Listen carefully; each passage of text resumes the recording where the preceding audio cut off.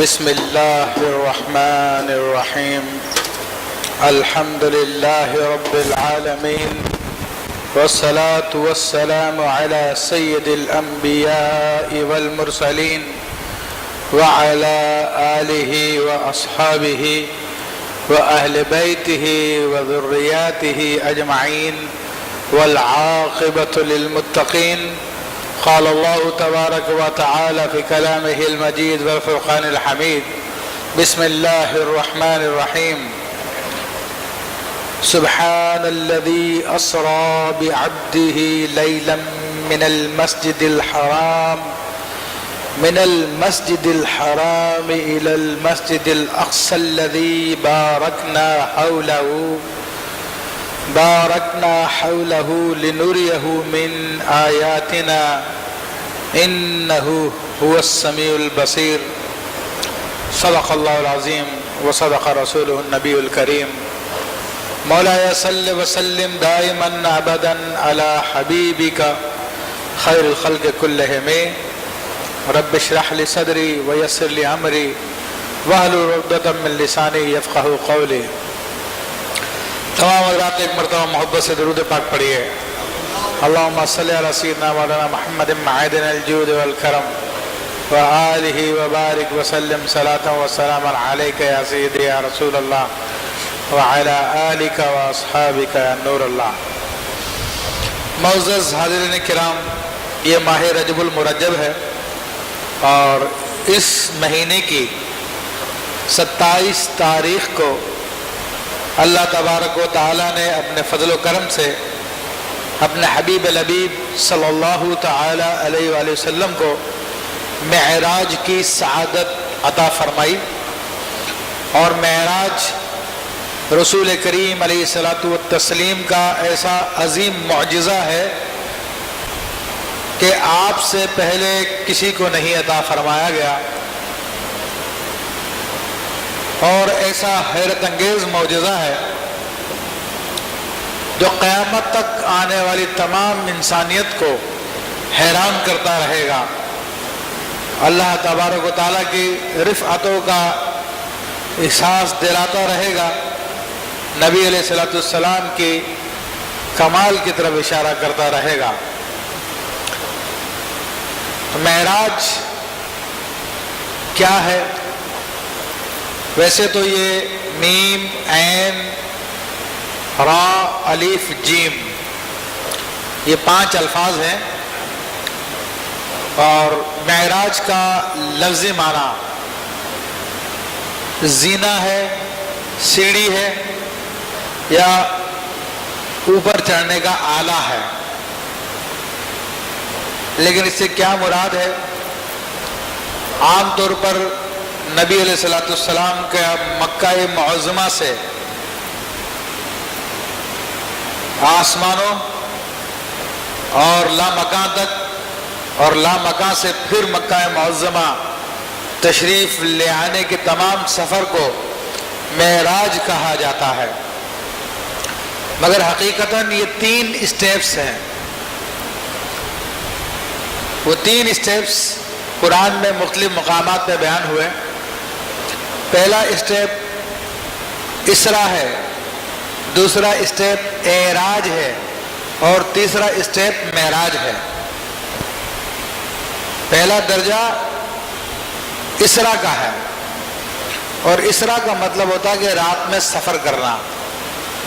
یہ سورہ بنی اسرائیل میں اللہ تبارک و تعالیٰ نے اس کو ذکر فرمایا، جیسا کہ آیت طیبہ کی میں نے تلاوت کی، جس میں اللہ نے ارشاد فرمایا کہ سبحان الذی، پاک ہے وہ ذات، اسرا بعبدہ، جو لے گیا اپنے بندے کو، لیلاً، رات کے تھوڑے سے حصے میں. کیونکہ لیلاً کا جو لفظ آ رہا ہے ویسے رات کہتے ہیں، لیکن یہاں پہ تنوین آ رہی ہے نکرہ ہونے کی وجہ سے رات کے بعض حصہ مراد ہے. من المسجد الحرام، مسجد حرام سے، یعنی پاک وہ ذات جو اپنے بندے کو رات کے تھوڑے سے حصے میں لے گیا مسجد حرام سے، الی المسجد الاقصی، اس مسجد جو کہ دور والی ہے، یا لفظی معنی ہے، یا مسجد اقصی تک لے گیا، یعنی بیت المقدس تک لے گیا، یہ اللہ نے ذکر فرمایا۔ اور مسجد اقصی کے بارے میں فرماتا ہے الذی بارکنا حولہ، یہ وہ مسجد ہے کہ جس کے ارد گرد ہم نے برکتیں رکھی ہوئی ہیں۔ اب معراج کا مقصد کیا تھا؟ اس مقصد کو بیان کرتے ہوئے اللہ تعالیٰ فرماتا ہے لِنُرِيَهُ مِنْ آیاتنا، تاکہ ہم اپنے حبیب صلی اللہ علیہ وسلم کو اپنی نشانیاں دکھائیں۔ تو معراج کا مقصد یہ کہ نبی علیہ السلام کو اپنی قدرت کی نشانیاں دکھانی تھی۔ إِنَّهُ هُوَ السَّمِيعُ الْبَصِيرُ، بے شک وہ بہت سننے والا ہے اور بہت دیکھنے والا ہے۔ تو اب یہ اللہ تعالیٰ بھی مراد ہے اس آیت میں، اور بعض مفسرین نے لکھا کہ یہ نبی علیہ السلام کی طرف ضمیر جا رہی ہے کہ اللہ کے نبی اللہ کے فضل سے سننے والے بھی ہیں اور دیکھنے والے بھی ہیں، کہ اللہ نے جو سنایا وہ سن لیا، اللہ نے جو دکھایا وہ دیکھ لیا۔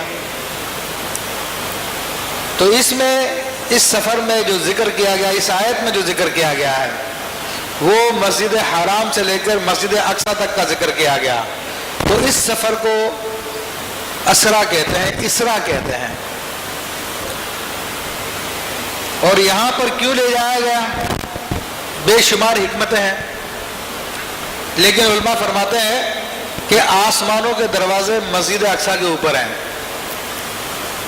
وہاں سے آسمانوں سے فرشتوں کا نزول و خروج ہوتا ہے، تو اس مقام پہ لے جایا گیا۔ ایک حکمت یہ بھی ہے، اور پھر دوسری حکمتیں بھی ہیں اس میں، وہ بھی چند ایک ذکر کر دیں گے انشاءاللہ تبارک و تعالیٰ۔ اب نبی کریم صلی اللہ علیہ وسلم کی سفر کی ابتدا کس طرح ہوئی، تو اس میں تفصیل میں تو ہم نہیں جا سکتے، لیکن مختصراً یہ ہے کہ نبی کریم رؤوف الرحیم صلی اللہ تعالیٰ علیہ وآلہ وسلم اپنے گھر پر محو استراحت تھے، رات کے وقت آرام فرما رہے تھے۔ تو ایسے میں سیدنا جبریل امین علیہ السلام آپ کی خدمت میں حاضر ہوئے۔ آپ علیہ السلام کے قدم شریف چومے، آپ علیہ السلام نے آنکھیں کھولی اور فرمایا کہ آپ کا بلاوا آیا اللہ تبارک و تعالیٰ کی جانب سے۔ تو نبی کریم صلی اللہ تعالی وسلم چل پڑے۔ آپ علیہ السلام ارشاد فرماتے ہیں مجھے لے کر وہ حرم شریف میں آئے، حتیم میں آئے، حجر میں آئے، حجر بھی حتیم ہی کو بولتے ہیں۔ تو یہاں پر لا کر میرا سینہ چاک کیا، میری گردن سے لے کے میرے پیٹ تک، اور میرے دل کو نکالا، اور میرے دل کو نکال کر اس کو زمزم سے غسل دیا، اور پھر ایک سونے کے برتن میں ایمان و حکمت بھرا ہوا تھا، وہ میرے دل میں اڈھیل دیا۔ تو یہ نبی علیہ السلام خود نے بیان فرمایا۔ یہ شق صدر یہاں پر بھی ہوا تھا، شق صدر بچپن میں بھی ہوا، شق صدر اعلان نبوت کے وقت بھی ہوا۔ 3 شق صدر یعنی 3 آپریشنز، یہ روحانی آپریشن ہے، اور جو لوگ روحانیت کا سفر طے کرتے ہیں تو ان کی ہی آپریشن کیے جاتے ہیں نبی علیہ السلام کی مطابعت میں۔ تو بہرحال وہ ایک الگ معاملہ، وہ جو راہ سلوک کے مسافر ہیں ان کے ساتھ معاملہ پیش آتا ہے۔ نبی علیہ السلام کے قلب اطہر کو جب یہ تیسری مرتبہ غسل دیا گیا اور اس میں ایمان و حکمت رکھا گیا، تو بات یہ ہے کہ آپ علیہ السلام کو اس عالم سے نکل کر دوسرے عالم میں داخل ہونا تھا، اور تمام عالموں سے باہر بھی جانا تھا۔ تو آدمی جس مقام میں داخل ہوتا ہے اس مقام کے اعتبار سے اپنا ڈریس بھی تیار کرتا ہے، اس اعتبار سے اپنے اندر صلاحیت بھی پیدا کرتا ہے۔ تو یہ آپ کے جسد بشری کو، جو آپ کا جسم انسانی تھا، اس کو تیار کرنا تھا اس سفر کے لیے، جس سفر کے لیے آپ کو جانا تھا۔ تو جس طرح انسان پانی میں جاتا تو پیراکی کا لباس پہنتا ہے، اس کے لیے آکسیجن ہوتی ہے، مختلف چیزیں ہوتی ہیں، تو یہ ظاہری معاملات ہیں، اور باطنی معاملات پھر اس طرح سے ہوتے ہیں۔ آپ علیہ السلام فرماتے ہیں کہ پھر میرے لیے ایک چوپایا لایا گیا جو گدھے سے اونچا تھا، گھوڑے سے نیچا تھا، یعنی درمیان کا تھا، آپ علیہ الصلوۃ والسلام اس چوپائے پہ سوار ہوئے. پھر ڈیٹیل بہت علماء نے بہت لکھا ہے اس بارے میں. چوپایا کہاں سے لایا گیا تھا؟ جنت سے لایا گیا وہ چوپایا. وہ کون سا چوپایا تھا؟ کس لیے اس کو چنا گیا؟ تو بہرحال اس کا نام نبی علیہ الصلوۃ والسلام نے براق فرمایا. براق برق سے نکلا ہے اور یہ مبالغے کا صیغہ ہے. برق کہتے ہیں بجلی کو، اور یہ مبالغہ ہے، بہت تیز بجلی ہے، بہت شدید بجلی ہے. آپ علیہ الصلوۃ والسلام فرماتے ہیں میں اس چوپائے پہ سوار ہوا تو اس کا قدم حد نگاہ تک تھا. وہ اتنا لمبا قدم رکھتا ہے جہاں تک انسان کی نگاہ جو جاتی ہے اس سے بھی آگے قدم رکھتا تھا. وہ اتنی تیز اس کی رفتار تھی. جب ایک قدم اتنا تھا تو اندازہ کر لیجئے کہ کتنی تیز رفتار ہوگی. اور قربان جائے آقا مولا محمد رسول اللہ صلی اللہ علیہ وسلم پر کہ جس زمانے میں بجلی بھی نہ تھی تو اس زمانے میں سرکار دو عالم صلی اللہ علیہ وسلم نے اس کا نام برق رکھا، براق رکھا. برق نہیں براق رکھا. حالانکہ اس زمانے میں انسان بجلی کی حقیقت سے ناچنا تھا. صرف ایک آسمانی بجلی تھی جو اوپر سے کونتی تھی اور جلا دیا کرتی تھی. اس کے علاوہ تو اور بجلی کا تصور نہیں تھا. لیکن یہاں پر سرکار دو عالم صلی اللہ علیہ وسلم کی عقل اور حکمت کو سلام کہ سفر کی بات ہو رہی ہے اور فاصلے طے ہونے کی بات ہو رہی ہے. تو اس زمانے میں آپ نے سفر کی جو ٹائم کی کیلکولیشن کی ہے اس کو بجلی کی اسپیڈ کے ساتھ آپ نے بیان کیا. آج سائنس نے بتایا ہم کو کہ بجلی کی اسپیڈ 1,86,000 مائلز پر سیکنڈ ہے. تو ایک سیکنڈ میں 1,86,000 میل طے کر لیتی ہے بجلی. تو نبی کریم صلی اللہ علیہ وسلم نے اس زمانے میں برق نہیں براق فرمایا. تو آپ علیہ الصلوۃ والسلام اس پہ سوار ہو کے بیت المقدس کی طرف روانہ ہوئے تو درمیان میں بڑے مشاہدے ہوئے. لیکن مشاہدوں کو بیان کروں گا تو پھر یہ معراج کا ذکر ہو ہی نہیں پائے گا، اسرا بھی پورا نہیں ہو پائے گا. تو آپ علیہ الصلوۃ والسلام فرماتے ہیں کہ میں چشم زدن میں بیت المقدس پہنچ گیا. بیت المقدس میں پہنچا تو وہاں پہ جبریل امین نے براق کو ایک پتھر میں انگلی ماری، پتھر میں سوراخ کر دیا اور اس کے براق کے لگام کو اس میں باندھ دیا. اور میں مسجد میں داخل ہوا تو وہاں پر تمام انبیاء کرام علیہ السلام جو اب تک اس دنیا میں تشریف لا چکے تھے سب کے سب موجود تھے. جماعت تیار کھڑی تھی، گویا کہ امام کا انتظار ہو رہا تھا. آپ علیہ الصلوۃ والسلام مصلی پہ تشریف لائے. مصلی پہ تشریف لا کر آپ نے سب کو نماز پڑھائی. پہلے سے انتظام تھے، سارے معاملات تھے، سب نے آپ کے پیچھے نماز پڑھی.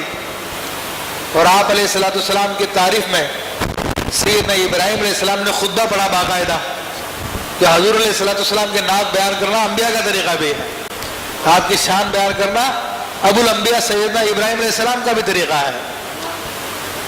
بعض لوگ تو بیچارے اسی شک میں رہتے ہیں کہ شرک نہ ہو جائے تو وہ اسی چکر میں پڑھ کے جو حضور کی نعت سے دور ہو گئے ہیں، اللہ نے ان کو محروم کر دیا. لیکن یہ ابو الانبیاء ابراہیم علیہ السلام کا بھی طریقہ ہے. تو اعلیٰ حضرت رحمۃ اللہ تعالیٰ علیہ اس سفر کی جو نماز ہے اس کی حکمت بیان کرتے ہیں کہ یہ نماز پڑھانے میں حکمت کیا تھی کہ جناب آپ مکہ شریف سے تشریف لا رہے ہیں، سب لوگ جماعت بیٹھی ہوئی ہے، مسجد بھری ہوئی ہے اور آپ نے مصلی پہ کھڑے ہوئے آپ نے نماز پڑھانا شروع کر دی. تو آپ فرماتے ہیں نماز اقصیٰ میں تھا یہی سر، آیا ہو مانا ہے اول و آخر. آیا ہمارے ظاہر ہونا، یعنی نماز اقصیٰ میں مسجد اقصیٰ میں جو نماز حضور نے ادا فرمائی، جماعت کرائی، اس میں یہی راز پوشیدہ تھا تاکہ سب کو پتہ چل جائے کہ اول کون ہے اور آخر کون ہے. یعنی حضور علیہ الصلوۃ والسلام اپنی تخلیق کے اعتبار سے اللہ تبارک و تعالیٰ کی سب سے پہلی مخلوق ہے اور آپ نبیوں میں سب سے آخر میں تشریف لائے ہیں تو اس لیے آپ آخر بھی ہیں. سب سے پہلے پیدا ہوئے تو آپ اول ہیں، سب سے آخر میں تشریف لائے تو آپ آخر ہیں.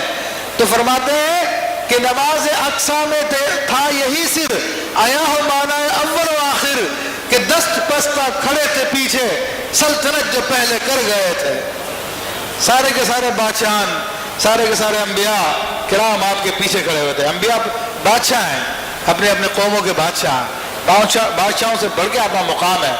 تو دست بستہ کھڑے تھے پیچھے، سلطنت جو پہلے کر گئے تھے. تو یہ راز تھا، یہ بتانا تھا کہ اللہ کے حبیب آخر میں آئے مگر سب کے سردار یہی ہیں. پھر آپ علیہ الصلوۃ والسلام یہاں سے پھر آگے تشریف لے کے جاتے ہیں. اور یہ جو واقعہ میں نے آپ کو ذکر کیا، یہ اہل کتاب کی کتابوں سے بھی ثابت ہے کہ اس زمانے کے بعد لوگ ان کو پھر ایک روایت آ جائے گی، دوسرا ایک طرف چلی جائے گی، بات ہماری بات رہ جائے گی. بہرحال تو آپ یہاں تک آپ کا سفر اسرا تھا کہ رات میں سفر کرنا تھا. اب اس کے بعد اعراج شروع ہوتی ہے. اعراج یعنی بلند ہونا. اب نبی علیہ الصلوۃ والسلام اسی براق پر اب آسمانوں کی طرف سفر کرتے ہیں اور چشم زدن میں آسمانوں پر پہنچ جاتے ہیں. آسمانوں کا دروازہ کھلوایا جاتا ہے، آپ علیہ الصلوۃ والسلام کا نام سنا جاتا ہے اور دروازہ کھول دیا جاتا ہے. پہلے آسمان پر آپ علیہ الصلوۃ والسلام کی ملاقات ابو البشر سیدنا آدم علیہ السلام سے ہوتی ہے. آپ فرماتے ہیں کہ وہ ایک بزرگ شخص ہے جن کے دائیں جانب بھی کچھ لوگ ہیں، بائیں جانب بھی کچھ لوگ ہیں. وہ دائیں جانب دیکھتے ہیں تو مسکراتے ہیں اور بائیں جانب دیکھتے تو روتے ہیں. تو جبریل امین سے فرمایا کہ جبریل کون ہے یہ؟ تو عرض کی یا رسول اللہ صلی اللہ علیہ وسلم یہ آدم علیہ السلام ہے. دائیں جانب ان کی اولاد وہ ہے جو جنتی ہے اور بائیں جانب وہ اولاد ہے جو جہنمی ہے. جنتیوں کو دیکھ کے خوش ہوتے ہیں، جہنمیوں کو دیکھ کے روتے ہیں.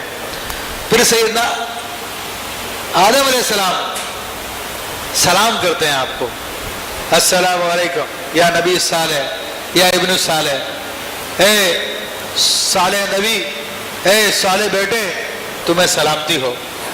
نبی علیہ السلام جواب دیتے ہیں. پھر آپ علیہ السلام دوسرے آسمان پہ تشریف لے جاتے ہیں، تیسرے پر، چوتھے پر، پانچویں پہ، چھٹے پہ، ساتویں پر. ہر آسمان پر کسی نہ کسی نبی سے ملاقات ہوتی ہے، جن میں حضرت ادریس علیہ السلام، حضرت موسیٰ علیہ السلام، حضرت ہارون علیہ السلام، حضرت عیسیٰ علیہ السلام، حضرت ابراہیم علیہ السلام. ان انبیاء کرام کا ذکر آیا ہے. یہ مختلف آسمانوں پہ مختلف انبیاء کرام تھے. حضرت ابراہیم علیہ السلام کا 2 جگہ ذکر آیا کہ چوتھے آسمان پہ بھی اور ساتویں آسمان پہ بھی. تو ساتویں آسمان پر یہ بیت المعمور ہے. بیت المعمور فرشتوں کا کعبہ ہے، روحوں کا کعبہ ہے. زمین پہ جو کعبہ ہے یہ جسموں کا کعبہ ہے کہ اس کی جانب جسم پھرتے ہیں، اور روحوں کا جو کعبہ وہ بیت المعمور ہے، وہ 7ویں آسمان پر ہے. تو ابراہیم علیہ السلام اس کو ٹیک لگا کے بیٹھے ہوئے ہیں، ان سے بھی ملاقات ہوئی، اسی قسم کے کلمات ہوئے. پھر نبی کریم صلی اللہ تعالیٰ علیہ وسلم فرماتے ہیں کہ پھر مجھے عرش کے نیچے لے جایا گیا، اور عرش کے نیچے لے جایا گیا. وہاں پر میں نے جنت کو، جہنم کو، سب کا مشاہدہ کیا. تو اب اس کے بعد آپ علیہ الصلوۃ والسلام فرماتے ہیں کہ میرے لیے رف بھیجا گیا. اب رف کیا ہے؟ اس کی 2 تفسیریں آئی ہیں کہ رف ایک سواری ہے جو مثل ایک سبز چادر کے ہے. سرکار دو عالم صلی اللہ علیہ وسلم اس چادر پہ بیٹھے، وہ چادر لے کے آپ کو اڑنا شروع ہو گئی. ایک روایت میں کہا کہ وہ چڑیا کا جو گھونسلہ ہوتا ہے اس طرح کا ایک چیز تھی، اس میں بیٹھا، وہ لے کے مجھے اوپر اٹھ گئی. وہ لفٹ کا ایک منظر ہے کہ جس طرح لفٹ ہمارے یہاں پہ آج کل چلتی ہے، تو وہ بہت آگے یعنی لے گئی، جو نبی علیہ الصلوۃ والسلام کو لامقام میں لے گئی تھی. لیکن اس سے پہلے جبریل امین آپ کے ساتھ سدرۃ المنتہا تک ساتھ رہے. سدرۃ المنتہا یہ فرشتوں کی حد ہے، اس سے آگے فرشتے نہیں جا سکتے، کہ فرشتے نورانی مخلوق ہیں. اور یہ عالم جبروت ہے. عالم جبروت کے بعد پھر عالم ذات ہے، عالم لاہوت ہے، جو اللہ کی ذات کا عالم ہے. وہاں کا نور اس نور سے بہت زیادہ تیز ہے. تو جب سدرۃ المنتہا سے آگے رسول اللہ صلی اللہ علیہ وسلم بڑھے. اچھا سدرۃ المنتہا کیا ہے؟ سدرہ کہتے ہیں بیری کو. بیری کا جو درخت ہوتا ہے جس میں بیر لگتے ہیں اس کو سدرہ کہتے ہیں عربی زبان میں.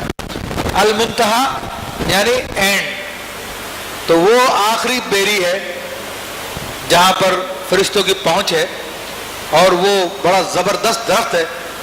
نبی علیہ الصلوۃ والسلام فرماتے ہیں کہ اس کے پتے حجر کے مٹکوں کی طرح بڑے بڑے تھے اور ہر پتے پر ہر شاخ پر اللہ کے فرشتے بیٹھے ہوئے تھے جو اللہ تبارک و تعالیٰ کی تسبیحات بیان کر رہے تھے. اور وہاں پہ جو فرشتے بیٹھے ہوئے تھے ٹڈوں کی شکل میں تھے. جو ہمارے یہاں پہ ٹڈا نہیں ہوتا تو یہ سجدے کی حالت میں ہوتا ہر وقت.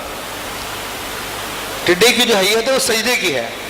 یہ اللہ کی مختلف مخلوق ہے, ان کی مختلف حالتیں ہیں. جو درخت ہیں یہ قیام کی حالت میں, جو ہم نماز میں قیام کرتے ہیں تو اس حالت میں ہوتے ہیں. اور جو رینگنے والے اللہ نے جانور پیدا فرمائے ہیں وہ سجدے کی حالت میں ہے کہ ان کی پیشانی, ان کا سر بھی زمین پہ لگا ہوا ہے. اور جو چوپائے ہیں جو چار پاؤں پہ چلتے ہیں وہ رکوع کی حالت میں ہے. تو یہ اللہ کی بڑی خاص کرم ہے کہ اس نے مختلف مخلوقوں کو ایک ایک ادا عطا فرمائی ہے. کسی کو قیام میں کر دیا تو کسی کو رکوع میں کر دیا تو کسی کو سجدے میں کر دیا. فرشتوں کو بھی یہی عالم ہے. کچھ فرشتے ہمیشہ رکوع میں ہیں, کچھ فرشتے ہمیشہ سجدے میں ہیں, کچھ فرشتے ہمیشہ قیام میں ہیں. مگر یہ حضرت انسان ہے کہ اللہ نے اس کو تینوں حالتیں عطا فرمائی ہے. جب چاہے قیام کرتا ہے, جب چاہے رکوع کرتا ہے, جب چاہے سجدہ کرتا ہے. تو بڑی کرم نوازی ہے اللہ کی. تو بہرحال نبی علیہ الصلوۃ والسلام نے جب سدرۃ المنتہا سے آگے قدم رکھا تو جبریل امین سے فرمایا آؤ جبریل آگے چلو. تو جبریل امین نے عرض کی کہ یا رسول اللہ صلی اللہ تعالی علیہ وآلہ وسلم لو دنوت انملۃ لاحترقت. اے اللہ کے حبیب صلی اللہ علیہ وسلم, اگر میں ایک انگلی کے پورے کے برابر اس سے آگے بڑھوں گا تو اس نور کی وجہ سے میں جل جاؤں گا. اب اندازہ کریں وہ نوریوں کے سردار ہیں, وہ نوری مخلوق ہے, اس نور کے اندر وہ تاب ہے کہ وہ نوریوں کے سردار بھی برداشت نہیں کر سکتے. لیکن یہ محمد رسول اللہ صلی اللہ علیہ وسلم کا نور ہے, یہ آپ علیہ الصلوۃ والسلام کا ظرف ہے کہ اس ذات کے نور کو بھی آپ نے برداشت کیا اور آپ علیہ الصلوۃ والسلام آگے بڑھ گئے. اور یہاں پہ بڑا دلچسپ واقعہ آتا ہے کہ جبریل امین سے حضور نے پوچھا اے جبریل میں ابھی اللہ کے بارگاہ میں جا رہا ہوں, تمہاری کوئی حاجت ہو تو بیان کرو. تو جبریل امین نے عرض کی کہ یا رسول اللہ صلی اللہ علیہ وسلم میری ایک درخواست ہے, آپ اللہ کی بارگاہ میں پیش کر دیجئے کہ کل بروز قیامت جب آپ کی امت پل صراط میں سے گزرے. میرے بھائی پل صراط بڑا خطرناک پل ہے جس میں سے ہر انسان کو گزرنا ہے. آج ہم لوگ غفلت میں پڑے ہوئے ہیں, ہمیں اس کا کوئی احساس نہیں ہے, اپنے دنیا کو بنانے کے لیے لگے ہوئے ہیں, دنیا کی تیاریوں میں لگے ہوئے ہیں, فیوچر کو سیٹ کر رہے ہیں, لیکن جو اصل فیوچر ہے اس کو بھولے ہوئے ہیں. اس پل صراط میں سے سب کو گزرنا ہے. قیامت کے دن میدان محشر میں لگایا جائے گا, جہنم پر ہوگا جو بال سے زیادہ باریک, تلوار کی دھار سے زیادہ تیز ہے. اس پل پہ سے گزرنا ہوگا. تو بہت خطرناک عالم ہے وہ, اور بڑا اس کا منظر ہے. اس کے ارد گرد آنکڑے لگے ہوئے ہیں جو بندوں کو پکڑ پکڑ کے جہنم میں پھینک رہے ہوں گے. جس کو اللہ چاہے گا وہ بچے گا. تو جبریل امین نے عرض کی یا رسول اللہ صلی اللہ علیہ وسلم میری درخواست ہے کہ کل جب آپ کی امت پل صراط میں سے گزرے تو مجھے اللہ تعالیٰ اجازت دے کہ میں اپنا پر نیچے بچھا دوں تاکہ آپ کی امت آسانی سے گزر جائے.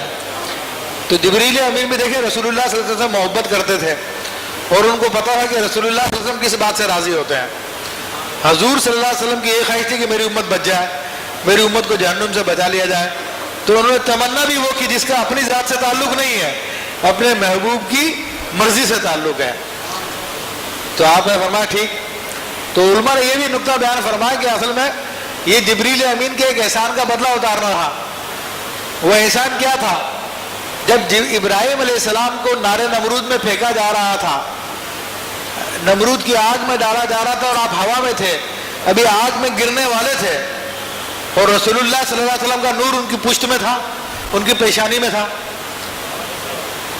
ہوتا تو کچھ بھی نہیں, لیکن پھر بھی جبریل امین آئے اور آ کر کہا ابراہیم علیہ السلام کوئی حاجت ہو مجھے بتاؤ، تمہیں آگ سے بچانا تو میں بچا لوں گا۔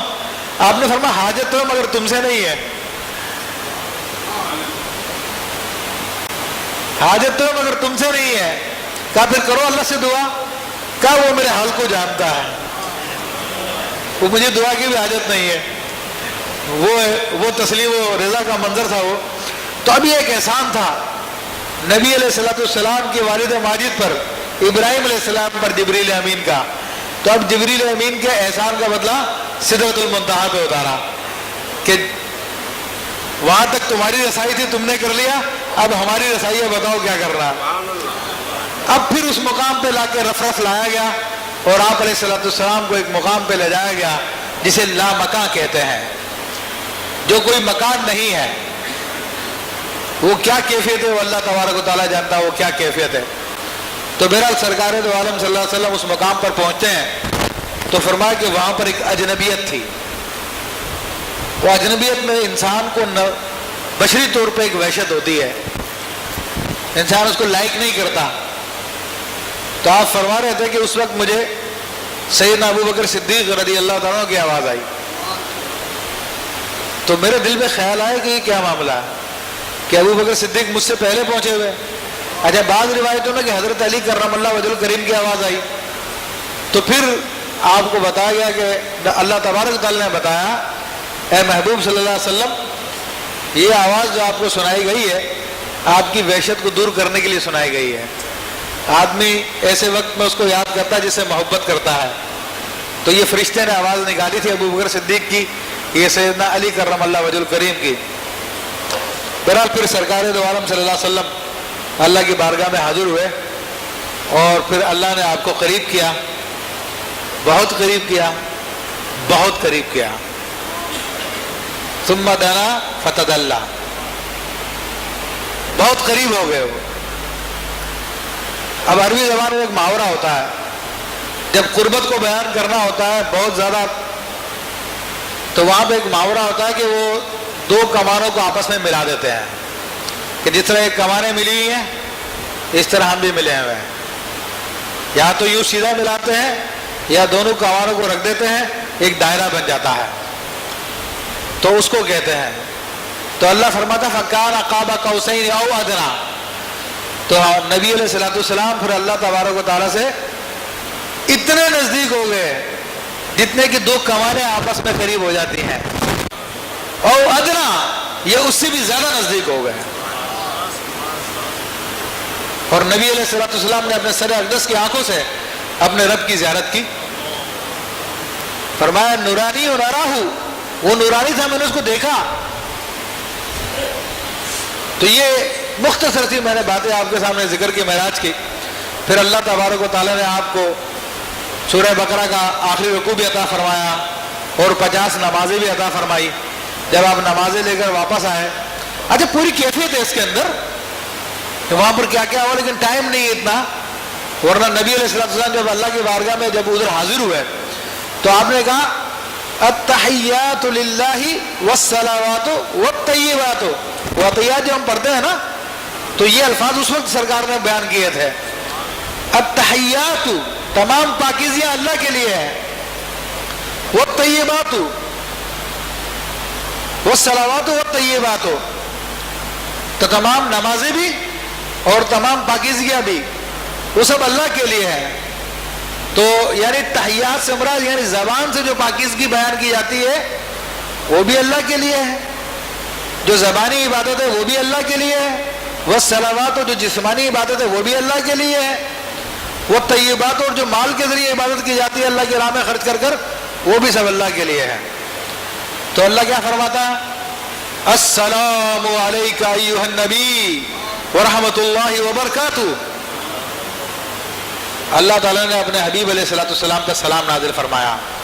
یہ اس وقت کے مکالمے ہیں، اس وقت کے مکالمے کو ڈائلاگ بولتے ہیں، یہ اس وقت کی گفتگو ہے۔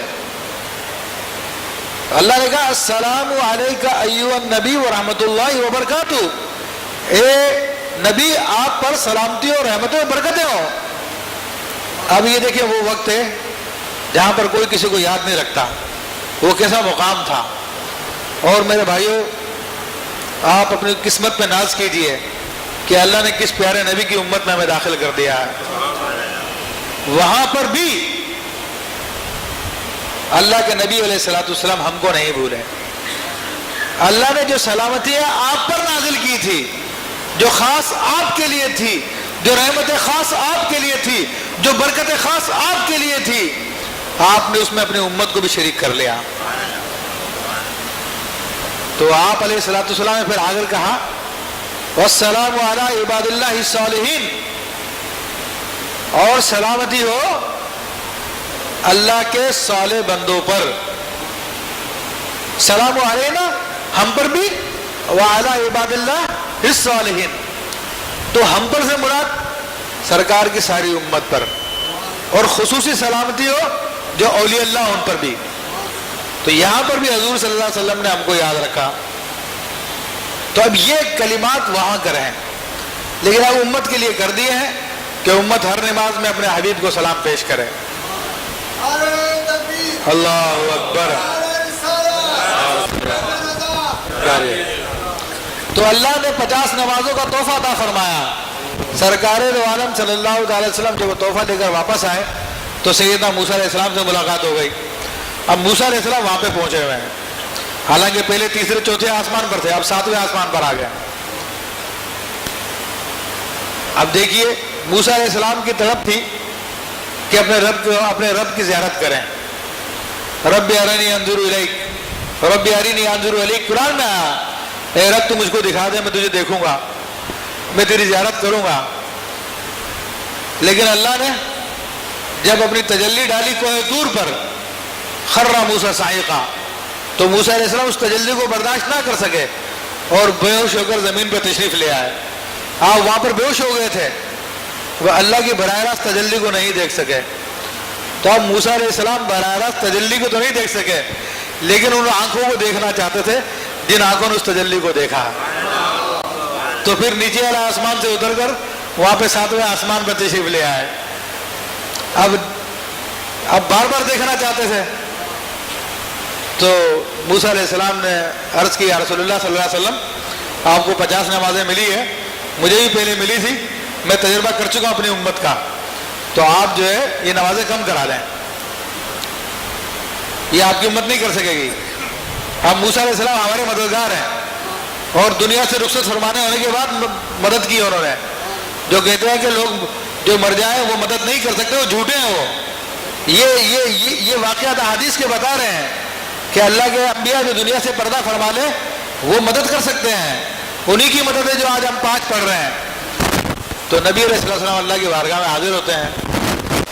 اب اللہ تبارک و تعالیٰ بھی اپنے حبیب کو موقع دیتا ہے اور اپنے حبیب کی زیارت کا مشتاق ہے. وہ بھی اپنے حبیب کی بار بار زیارت کرتا ہے، حبیب کو بھی بار بار زیارت کراتا ہے.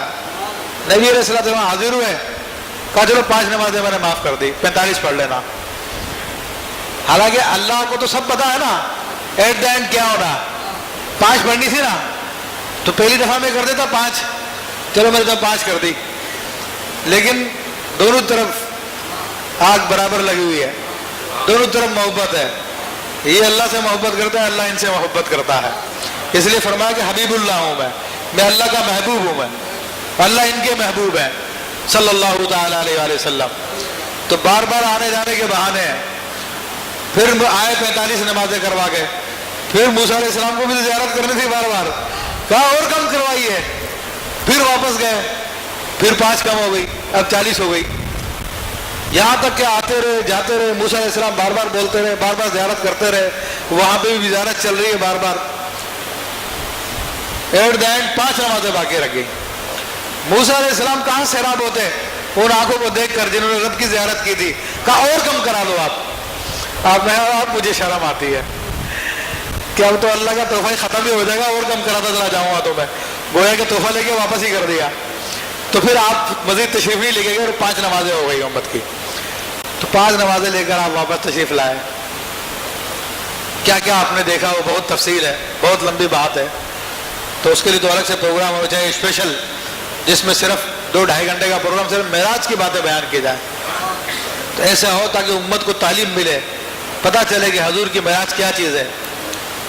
تو آپ علیہ الصلوۃ والسلام پھر زمین پہ تشریف لے آئے. جب آپ اپنے دولت قلعے پہ پہنچے ہیں تو آپ علیہ الصلوۃ والسلام فرماتے ہیں کہ میں نے وضو کیا تھا تو میرے وضو کا پانی بہہ رہا تھا, میں اٹھ کے چلا گیا تھا. دروازہ ڈالا تھا تو اس کی کنڈی ہل رہی تھی اور میں پوری معراج کر کر واپس آ گیا. ابھی پانی بہہ کر رکا نہیں تھا, ابھی کنڈی ہل کے رکی نہیں تھی, میں واپس بھی آ گیا. فرمایا لیلن, رات کے تھوڑے سے حصے میں اللہ نے سارے کام کرا دیے. اور علماء فرماتے 27 سال حضور صلی اللہ علیہ وسلم نے وہاں پر گزارے ہیں, 27 سال گزارے ہیں, اور یہاں پر بھی پانی بہہ کے چلا رکا نہیں ہے, کنڈی ہل کے بھی تھمی نہیں ہے, اور حضور سارا کام کر کے واپس آ گئے. پتہ کیوں ہوا ایسا؟ ہاں, وہ جو نہ تھے تو کچھ نہ تھا, وہ جو نہ تھے تو کچھ نہ تھا, وہ جو نہ ہو تو کچھ نہ ہو, جان ہے وہ جہان کی, جان ہے تو جہان ہے. جہان کی جان چلی گئی تھی نا, تو جس حالت میں تھا وہیں رک گیا تھا, جس حالت میں تھا وہیں رک گیا تھا. پانی بہتا بہتا تھم گیا تھا, کنڈی ہلتے ہلتے تھم گئی تھی, جان نکل گئی تھی, اپنے رب کی بارگاہ میں حاضر ہو گئی تھی. جب جان دوبارہ آئی تو دوبارہ سے وہ کام شروع ہو گیا. تو وہ جو نہ تھے تو کچھ نہ تھا, وہ جو نہ ہو تو کچھ نہ ہو, جان ہے وہ جہان کی, جان ہے تو جہان ہے. تو میرے بھائی باتیں تو بہت ہیں معراج شریف کی, پھر اس کے بعد بھی بڑے دلچسپ واقعات ہیں, بڑے معاملات ہیں, اس کے اوپر کفار کے سوال جواب ہیں, آپ علیہ الصلوۃ والسلام کا نشانیاں بتانا ہے, اور پھر اس پر اعتراضات بھی ہیں معراج پر. تو اصل تو اعتراضات کفار کی طرف سے ہیں جو کہتے ہیں کہ جسمانی معراج ہو ہی نہیں سکتی, آپ کی معراج ہو ہی نہیں, کہ جسم جو ہے خلا سے باہر نکل نہیں سکتا. تو اب انہی کے فضلہ خار کچھ لوگ ہمارے مسلمان کہلانے والے انہی کی بولی بولتے ہیں. وہ کہتے ہیں کہ جناب سائنس کی بھی رہ جائے اور اسلام کی بھی رہ جائے. تو کہا خواب میں ہوئی تھی وہ معراج, تم لوگ بلا وجہ حضور کی معراج کا انکار کر رہے ہو. ہم کب کہہ رہے جسم کے ساتھ گئے تھے, خواب میں ہوئی تھی وہ, تو خواب میں تو جا سکتا ہے بندہ, لیکن ہم اس کو نہیں مانتے. ہم کہتے ہیں حضور اپنے جسم کے ساتھ تشریف لے گئے تھے. تو یہ کبھی موقع ملا تو اس کو پھر سائنٹیفکلی توجیہات اور دوسری عقلی توجیہات بیان کی جائے گی. اللہ تبارک و تعالیٰ ہمیں اپنے حبیب علیہ الصلوۃ والسلام کے فیض و برکات عطا فرمائے. آمین بجاہ النبی الامین.